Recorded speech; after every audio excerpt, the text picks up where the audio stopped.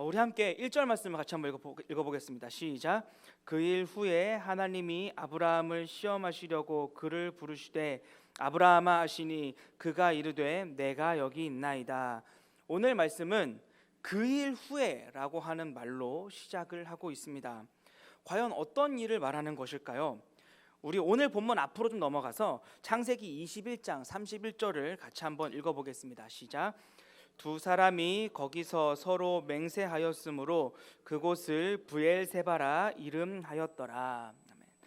오늘 본문 이전에 무슨 일이 있었느냐면 아브라함이 그 힘들게 판 우물을 아비멜렉이라고 하는 사람이 빼앗은 일이 있었습니다. 그리고 이 일로 인해서 아브라함과 이 아비멜렉은 서로 다투게 되었습니다.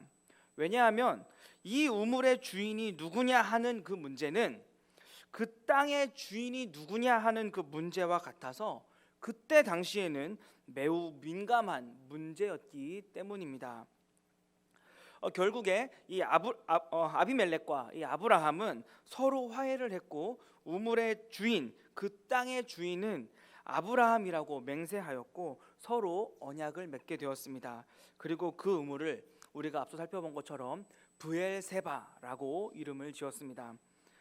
하지만 오늘 본문 말씀의 그 1절 말씀의 히브리어 원문을 보면 그 일 후에가 아니라 그 일들 후에, 그러니까 이러한 일들이 지나고 난 후에라고 기록이 되어 있습니다. 그러니까 앞선 그 한 사건만을 가리키는 것이 아니라 이 브엘세바 사건 하나만을 가리키는 것이 아니라는 것입니다. 여기서 말하는 그 일들 후에라고 하는 말은 하나님께서 아브라함을 부르시던 그때, 바로 창세기 12장에서부터 창세기 21장까지의 그 모든 사건들을 말하는 것입니다. 잠시 이 창세기 12장에서부터 21장까지의 사건들을 좀 정리해 보자면, 하나님께서는 창세기 12장에서 우리가 아는 것처럼 아브라함을 부르셨습니다. 우리 같이 창세기 12장 1절을 같이 한번 읽어보겠습니다. 창세기 12장 1절입니다.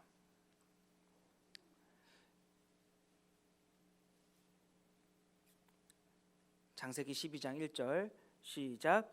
여호와께서 아브라함에게 이르시되 너는 너의 고향과 친척과 아버지의 집을 떠나 내가 내게 보여줄 땅으로 가라. 아멘. 하나님께서는 오늘의 주인공인 이 아브라함을 부르시면서 내게 보여줄 땅으로 가라라고 하셨습니다. 어디로 가라고 하셨다고요? 내게 보여줄 땅으로 가라고 하셨습니다. 여기서 이 내게 보여줄 땅이라고 하는 말을 잘 기억해 주시길 바랍니다. 하나님께서는 아브라함에게 내게 보여줄 땅을 약속하셨고, 아브라함은 그 약속 하나만을 믿고 자신의 고향과 친척과 아버지의 집을 떠났습니다. 하지만 그 내게 보여줄 땅으로 가는 그 여정은 순탄치 않았습니다. 떠나자마자 기근을 만났고 아내를 빼앗길 위험에 처하는 일도 있었고, 또한 조카인 롯과 싸우기도 했습니다. 또한 생명의 위협도 있었습니다. 바로 엘람 왕 그돌라오멜 연합군과 전쟁을 해야 했기 때문입니다. 또한 하나님께서는 많은 자녀들을 약속하셨지만 나이가 많도록 아들이 없어서, 자녀가 없어서 사라의 여종인 하갈을 통해서 이스마엘을 출산하기도 했고, 여차저차 정말 어렵게 귀한 아들인 그 이삭을 얻게 되었으나 이 이삭과 이스마엘 간의 갈등 때문에 결국 하갈과 함께 이스마엘을 내쫓는 일도 있었습니다. 그리고 앞서 말씀드렸듯이 어렵게 파놓은 이 우물을 아비멜렉에게 빼앗기는 일도 있어서 브엘세바에서 서로 맹세하여서 되찾는 일도 있었습니다. 이 모든 내용들이 바로 오늘 본문 1절에서 말하는 그 일 후에의 정확한 배경이 되는 것입니다. 하나님께서 주실 복 하나만 믿고 자신의 고향을 떠나왔는데 지금 이 아브라함의 상황이 어떤가요? 만약 여러분들에게 이 아브라함에게 일어났던 이 모든 일들이 일어났다면 과연 나는 복을 받았다라고 자신 있게 말할 수 있을까요?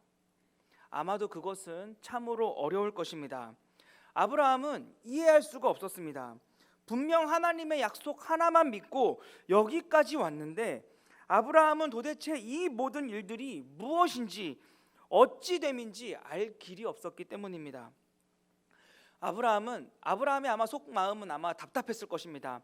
왜 이런 일들이 계속해서 자기에게 생기는지, 그리고 하나님의 뜻이 무엇인지, 하나님께서 말씀하여 주신 그 복이라고 하는 게 도대체 무엇인지, 이 모든 일들 후에 남겨진 아브라함은 도무지 알 길이 없었습니다. 그런데 이런 아브라함의 마음을 우리 하나님께서는 정확하게 알고 계셨습니다. 그래서 하나님께서는 아브라함을 시험하셨습니다. 우리 다시 한번 오늘 본문의 1절을 읽어보겠습니다. 시작. 그 일 후에 하나님이 아브라함을 시험하시려고 그를 부르시되 아브라함아 하시니 그가 이르되 내가 여기 있나이다. 이 모든 일들 후에 남겨져서 도대체 왜 이런 어려움만 생기는지 이해하지 못하는 아브라함을 향하여서 하나님께서는 아브라함을 시험하기로 하셨습니다. 여기서 말하는 시험이란, 이 시험이라고 하는 말은 오해를 불러일으키기 참 쉽습니다. 여기서 말하는 시험이란 떠보는 것을 말하는 것이 아닙니다. 무슨 말이냐면 하나님께서 이 아브라함의 마음을 좀 흔들어 보려고, 아브라함이 과연 이렇게 절박한 상황에서도 나에게 순종하나 안 하나 이게 떠보려고 하시는 시험이 아니라는 것입니다.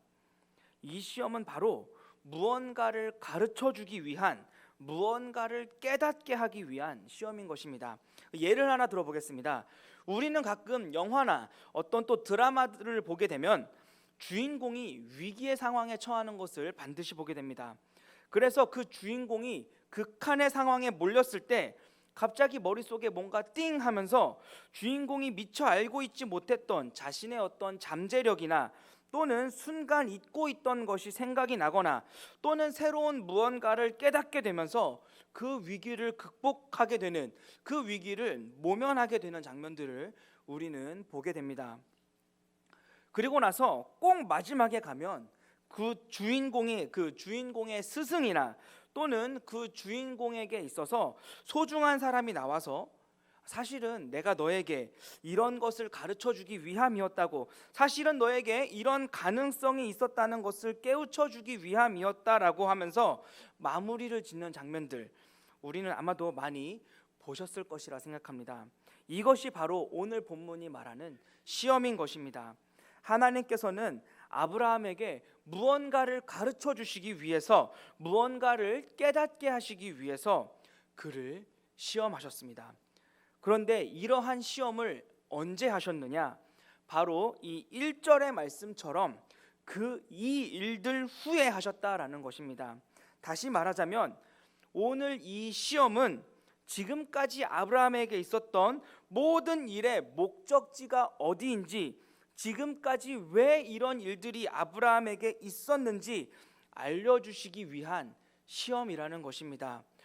복을 주겠다라고 하셔서 여기까지 왔는데 도대체 그 복이란 무엇이란 말인가, 이렇게 고민하고 있는 그 아브라함에게 알려주시기 위해서, 깨닫게 하시기 위해서 하나님께서는 오늘 그를 시험하셨다라는 것입니다. 과연 하나님께서는 무엇을 알려주기를 원하셨고 또 무엇을 깨닫게 하시려고 아브라함을 여기까지 인도하셨을까요? 우리 계속해서 이 본문을 살펴보면서 과연 그것이 무엇인지 함께 살펴보도록 하겠습니다. 우리 오늘 본문 2절 말씀을 같이 한번 읽어보겠습니다. 시작. 여호와께서 이르시되 내 아들 내 사랑하는 독자 이삭을 데리고 모리아 땅으로 가서 내가 내게 일러준 한 산 거기서 그를 번제로 드리라. 아멘. 하나님께서는 아브라함에게 하나밖에 없는 그 아들 이삭을 번제로 바치라고 하셨습니다. 이 번제란 모두가 다 알고 계신 것처럼 제물을 모두 태워서 하나님께 올려드리는 제사를 말합니다. 완전히 태워서 올려드리듯이 나 자신을 하나님께 모두 하나도 남기지 않고 드리겠다라고 하는 이 헌신의 의미를 가진 제사로 하나님을 향한 충성의 메시지를 담은 제사가 바로 이 번제입니다. 하나님께서는 아브라함에게 무언가를 가르쳐 주시기 위해서, 무언가를 깨닫게 하시기 위해서 아브라함의 하나밖에 없는 아들 바로 이삭을 번제로 바치라고 하셨습니다. 이 이삭을 번제로 바치라고 하는 하나님의 요구는 아브라함에게 정말 어려운 요구였습니다. 사실 지금까지 만났던 모든 어려움들보다도 비교조차 되지 않을 정도로 어려운 요구였습니다.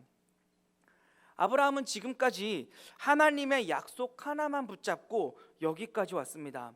내가 보여줄 땅으로 가면 거기서 너로 큰 민족을 삼고 너로 복이 되게 하겠다라고 하는 그 하나님의 약속 하나만 붙잡고 여기까지 왔습니다.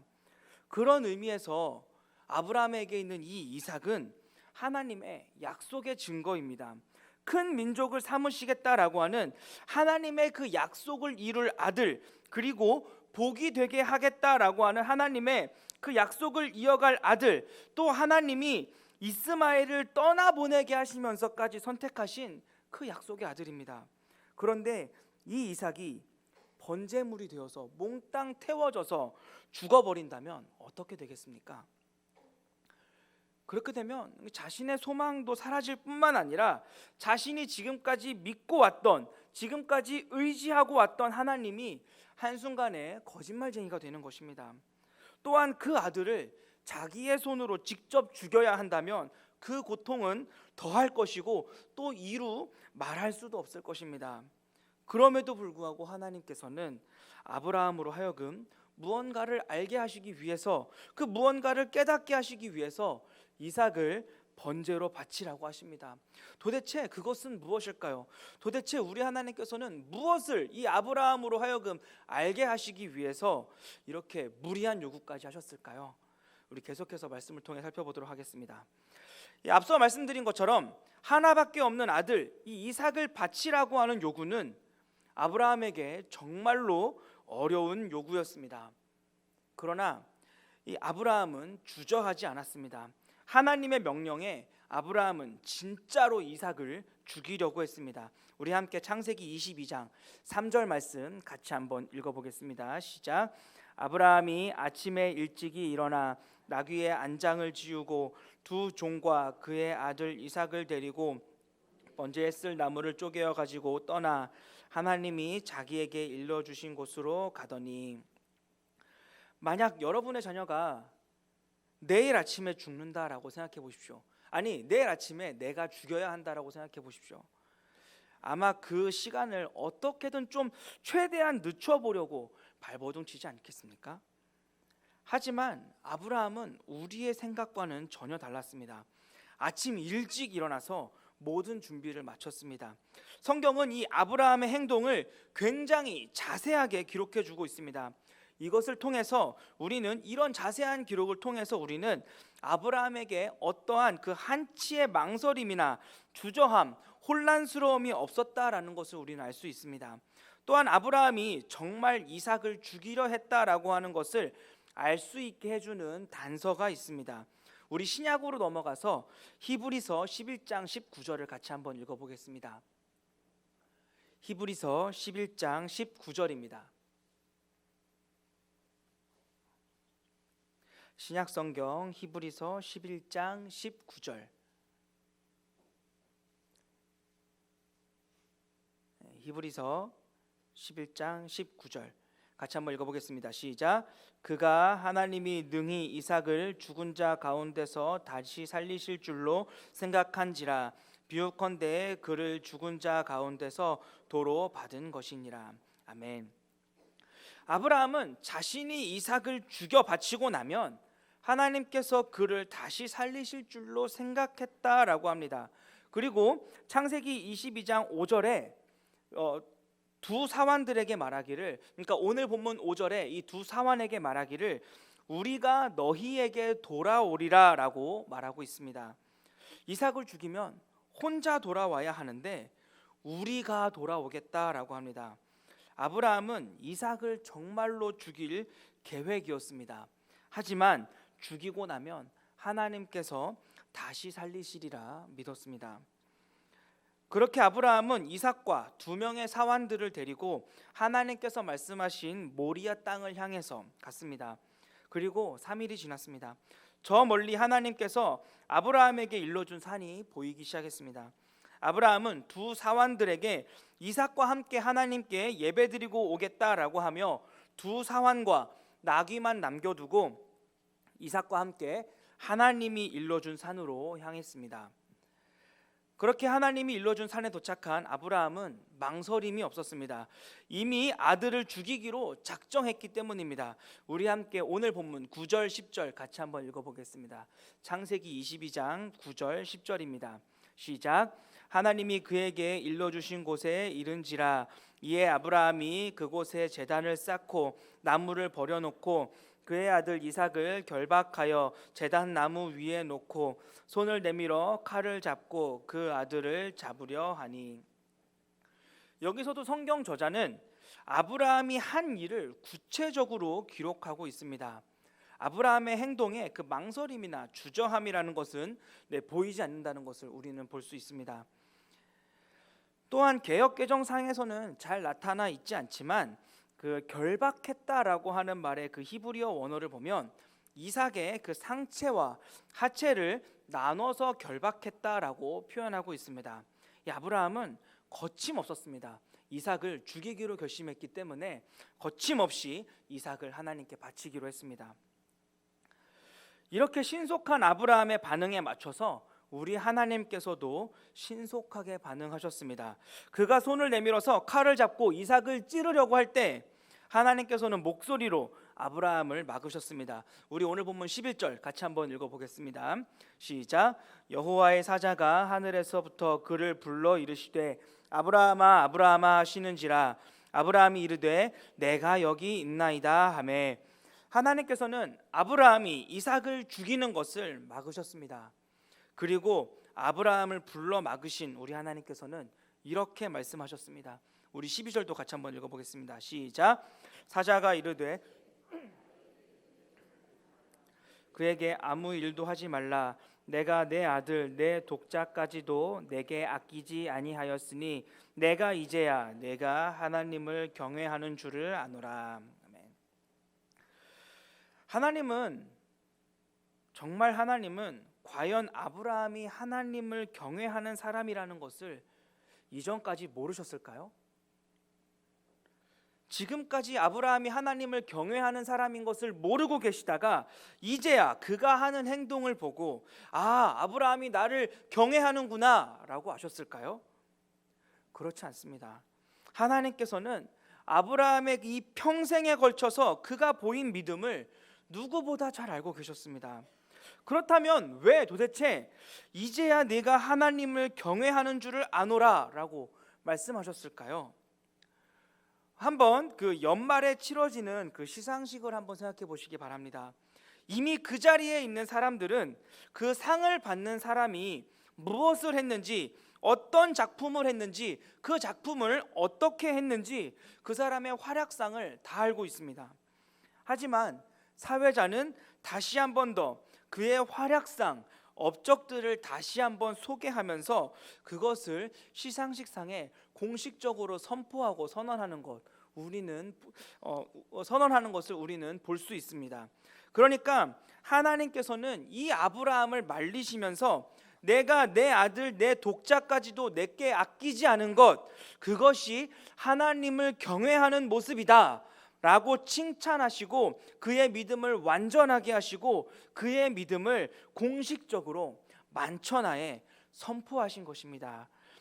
하나님께 그 믿음을 칭찬받고 인정받은 순간 그 주위를 살펴보는 아브라함의 눈에 보인 것이 있었습니다. 바로 수풀에 걸린 순양이었습니다. 아브라함은 평생토록 바라보고 살았던 이삭을 바치려고 했던 그 순간에 자신의 이름을 부르시는 하나님과 수풀에 뿔이 걸린 그 순양을 봤습니다. 그 순양은 하나님께서 준비시켜 주신 것입니다. 이 순양을 본 아브라함은 이삭 대신 하나님께서 준비시켜 주신 이 순양을 희생 제물로 번제로 드렸습니다. 그리고 그 산의 이름을 여호와 이레라고 했습니다. 우리 함께 14절 말씀 같이 한번 읽어보겠습니다. 시작. 아브라함이 그 땅 이름을 여호와 이레라 하였으므로 오늘날까지 사람들이 이르기를 여호와의 산에서 준비되리라 하더라. 아브라함은 이삭을 대신하여서 순양을 준비하신 그 산의 이름을 여호와 이레, 여호와의 산에서 준비되리라 라고 이름하였습니다. 그리고 하나님께서는 이런 아브라함에게 내게 큰 복을 주고 내 씨가 크게 번성하여 하늘의 별과 같고 바닷가의 모래와 같을 것이며 무엇보다도 아브라함의 씨가, 아브라함의 자손이 그 대적의 성문을 차지할 것이라고 복을 내려주셨습니다. 그리고 여기까지가 오늘 본문의 전부입니다. 하나님께서는 과연 아브라함에게 무엇을 알려주시기 위해서, 도대체 무엇을 깨닫게 하시기 위해서 지금까지 아브라함을 인도하시고 또 마지막 순간에는 자신에게 그 하나밖에 없는 아들 이삭을 바치라고 하셨을까요? 도대체 왜? 많은 사람들은 이 아브라함이 하나님보다 이삭을 더 사랑하는가를 시험하기 위함이라고 하지만, 그렇다면 하나님께서는 이제야 내가 나를 경외하는 줄을 알겠다라고 하실 것이 아니라 이제야 내가 나를 다른 어떤 것보다도 가장 사랑하는 줄 알겠다라고 말씀하셨어야 합니다. 또한 어떤 사람들은 하나님을 경외하는 것이 무엇인지 알게 하시기 위해서 가장 소중한 것까지 드릴 수 있는 것이 경외함이라고 하는 것을 알게 하시기 위해서 이삭을 요구하셨다라고도 하지만, 그렇다면 이미 그런 시험은 여러 차례 증명해 왔고 또 증명할 기회가 있었다라는 말입니다. 또한 만약에 하나님께서 정말로 그러셨다면 자기를 가장 사랑하는지 떠보려고, 가장 소중한 것도 줄 수 있는지 떠보려고 하셨다면, 그렇게 사람의 약점을 가지고 쥐고 흔드시는 분이시라면 전 그 하나님이 너무 치사한 것 같습니다. 따라서 누구를 더 사랑하는지 알기 위해서, 경외함을 가르쳐 주시기 위해서라는 이유는 적합하지 않다라는 것입니다. 그렇다면 하나님께서는 도대체 무엇을 아브라함에게 가르쳐 주기를 원하셨을까요? 도대체 무엇을 아브라함에게 깨닫게 하시기 위해서 하필이면 그 많고 많은 곳들 중에서 이곳 모리아 땅에, 그리고 하나님께서 일러주신 이 땅에, 그리고 하필이면 그 많고 많은 동물들 중에 순양을 보게 하셨을까요? 여러분들께 잠시 퀴즈 하나 내보겠습니다. 오늘 본문에서 가장 많이 사용되고 있는 단어는 뭘까요? 오늘 본문에서 가장 많이 나오고 있는 단어, 등장인물들 빼고 뭘까요? 힌트를 드리자면 5번이나 사용되고 있습니다. 네, 바로 보다라고 하는 단어입니다. 보다. 사실 이 한글 성경에서는 아무리 찾아보셔도 잘 안 나타납니다. 하지만 이 원어 성경인 이 히브리어 성경에서는 오늘 본문에서 이 보다라고 하는 그 뜻을 가진 라아라고 하는 단어가 무려 5번이나 반복해서 그 모양을 바꿔가면서 사용되고 있습니다. 그러니까 이 보다라고 하는 그 뜻을 가진 라라고 하는 단어가 5번이나 그 모양을 바꿔가면서 오늘의 본문을 이끌어가고 있는 것입니다. 혹시 PPT가 나올까요? 네, 그 4절에는 그 바라본지라라고 해서 바야르에, 그리고 8절에서는 준비하시리라 라고 해서 이르에, 그리고 13절에는 살펴보다 라고 해서 다시 한번 바야르에가, 그리고 14절에는 2번 나오게 되는데 바로 여호와 이레 할 때 그 이레가 이르에, 그리고 준비되리라 라고 하는 그 말에서 다시 한번 또 이르에가 사용되어지고 있고, 또한 똑같은 단어를 사용하고 있지는 않지만 이 2절에 모리아라고 하는 말의 뜻에도 그 보여주는 땅이라고 하는 보다의 의미가 숨겨져 있습니다. 그러니까 오늘 사건은 하나님께서 아브라함아, 내가 너에게 보여주고 싶은 것이 있으니 가서 봐라 라고 말씀하시는 것입니다.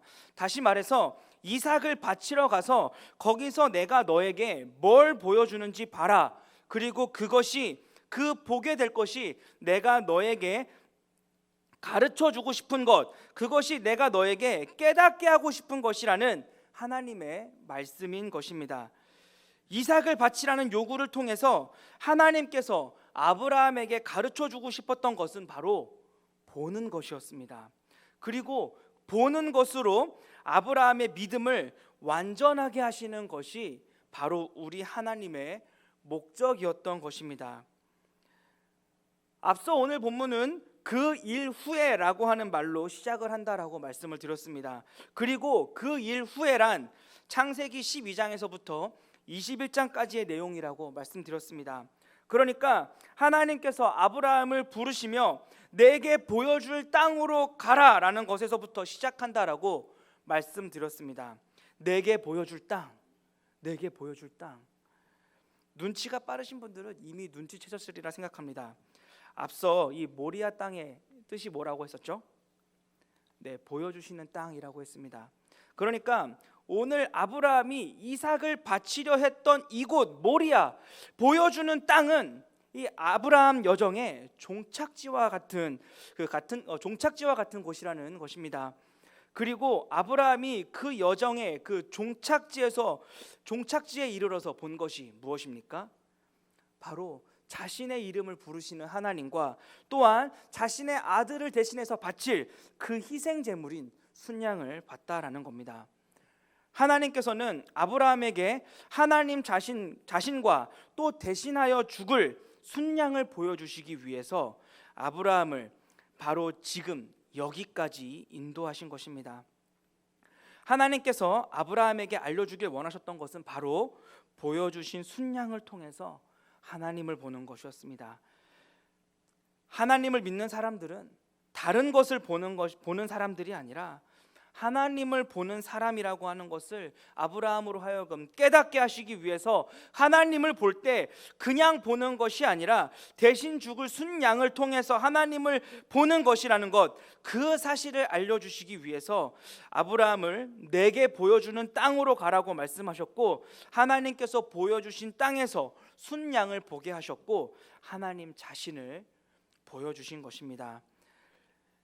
이것은 믿음으로 사는 우리 역시 마찬가지입니다.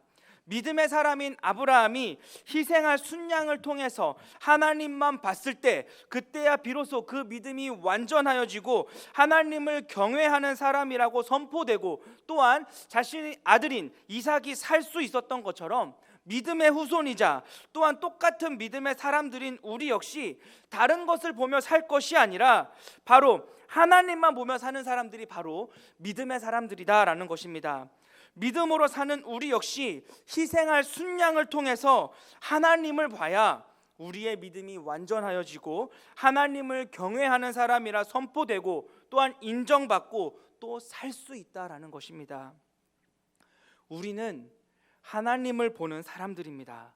이 보여주신 순양을 통해서 하나님만 보는 것, 그것이 바로 하나님을 믿는 사람들인 것입니다. 그렇다면 우리를 위해 희생할 순양은 무엇일까요? 하나님께서는 오늘 본문을 통해서 계속해서 보라고 말씀하십니다.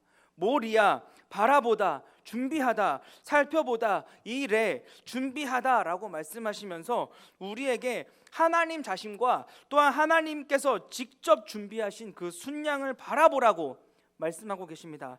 그래야 우리가 죽지 않고 살 수 있다라고 말씀하십니다. 그렇다면 우리를 위해서 하나님께서 직접 준비하신 순양은 어디에 있느냐라는 말입니다. 우리 구약 중간으로 좀 넘어가서 역대하 3장 1절을 좀 찾아보겠습니다. 역대하 3장 1절입니다. 역대하 3장 1절.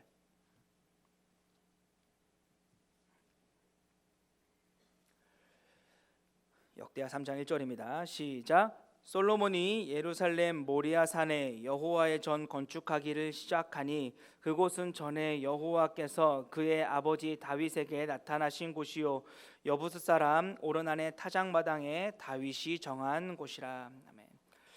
이삭이 바쳐졌던 이 모리아는 오늘날 예루살렘 성전이 건축된 예루살렘입니다.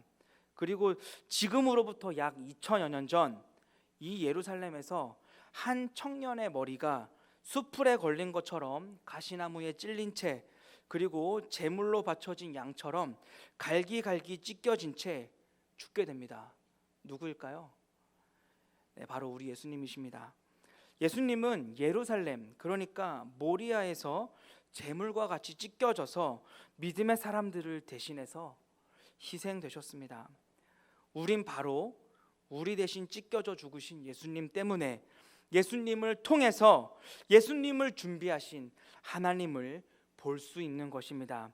정리하면 하나님을 믿는 사람들은 다른 것이 아니라 하나님께서 준비해 주신 예수님을 통해서 하나님을 보는 사람들인 것입니다.